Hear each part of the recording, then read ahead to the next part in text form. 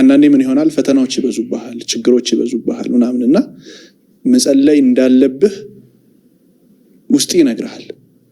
ግን ከየት መጀመር እንዳለብህ አንዳንዴ ላታውቀው ትችላለህ ከየት ነው የሚጀምረው እግዚአብሔር በሁኔታዎች አይለካም አይደለ በሁኔታዎች አይለካንም በዚህ ጉዳይ ብለን አይደለም እናነሳው በየትኛውም ቦታ ቀኑን ሙሉ እግዚአብሔርን በመፍራት ኖር አይደል ይላል ቃሉ ስለዚህ ጸሎት መጸለይ ካለብኝ ፈጣሪን ማውራት አለብኝ የትኛውም አይነት ሁኔታ ውስጥ ሊሆን ይችላል የትኛውም አይነት ውሽቅሽቅ ውስጥ የትኛውም አይነት ጉራንጉር ውስጥ ሊሆን ይችላል እንዴት ልጀምር ጸሎቴን አባታችን ነው ብዬ እችላለሁ ከቤቴ የሚገጥመኝ ፈተናዎች ቀንስልኝ ማለት እችላለሁ ጸሎት ራሱ ጸሎትን ይወልዳል አንተ ማውራት ባለበት ሰዓት ላይ አንዳንድ ጊዜ እንባም ጸሎት ነው ቃላት አጥሮ የሆነ ነገርን መናገር ፈልገ እንባ ተናንቆ እግዚአብሔር ግን የለበን ይቆጥርልሃል አላዳመጠኝም ማለት አይገባም እኔ ዛሬ እግዚአብሔርን ማውራት አለብኝ የሚል ነገር ይሰማናል አይደል አይ ዛሬ እኮ መጸለይ አለብኝ ግን ውስጥ ሰላም የማይሰማ ስሜት የለም ጸልይ ስትወጣና ጸልይ ሳትወጣ ስትቀር የሚሰማ ስሜት አንድ አይደለም ግን ጸሎት በራሱ ምንድነው ካል ወደ ፈጣሪ የሚያገናኝና ትልቁ ድልድይ ነው ብዬ ስለዚህ አንደበት እንደተገራል አንደበት እንደሚታዘዝልህ ሁሉ እስትንፋስ ያለው እግዚአብሔርን ያመስገን ስለሚል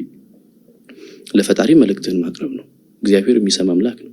በሁኔታዎች ውስጥ የማይለካ ነው በዚህ ገጥ መሃል ይሄን ጸሎት አልሰማም የሚል አይደለም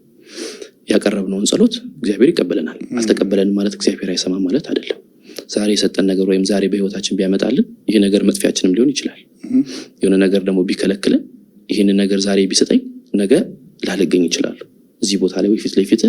ላልገኝ ይችላል እኔ ለምሳሌ እግዚአብሔርን ሁሉ ጊዜ ለምን አመሰግናለሁ ምን ብዬ ጠይቀዋለሁ መሰለ እግዚአብሔር ባለማስተዋል የጸለይኩትን ጸሎት ስላልተቀበልከኝ ክብር ተመስገንልሃለሁ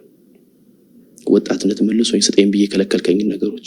አሁን አስፈላጊ ነው ብዬ ተማገድኩኝ ነገሮች ስለከለከልከኝ ተመስገን የዛሬ ጸሎቴ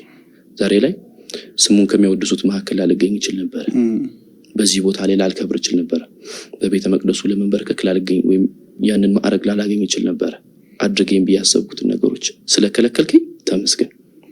ስለሰጠኝም ነገር ተመስገን ይሄ ነው የኔ ጸሎት ሊሆን የሚችለው ልክ እንዳልኩ አንተም በሁኔታዎች ውስጥ ደግሞ ራስን አትለካም ባለህበት ነገር ላይ ለፈጣሪ ጸሎት ታቀርባለህ ወይም ጥያቄ ታቀርባለህ ዛሬ እንደዚህ አድርግልኝ ትላለህ ግን ምላሽ ለመጠበቅ ብቻ አይደለም ለፈጣሪ ማውራት ስላለበት ፈጣሪን ማግኘትና ማነጋገር ስላለበት ብቻ ጸሎትን ከራስ ጀምሮ አንደበት እንደተገራለ አባታችን ይብለለ ጀምር ይችላል አንደበት እንደሚታዘዝልህ ጌታ ሆይ ሁለት ነገርን ካንተ ሻለው ብሏል አይደለም ስለዚህ የሆነ ነገር ብትሰጠኝ እምጠፋበት እንዳይሆን የሆነ ነገር ብትከለክለኝ ደግሞ ማማረረ ነገር እንዳይሆን ብለ እግዚአብሔርና መስገነ መኖር ይሄ ብቻ ነው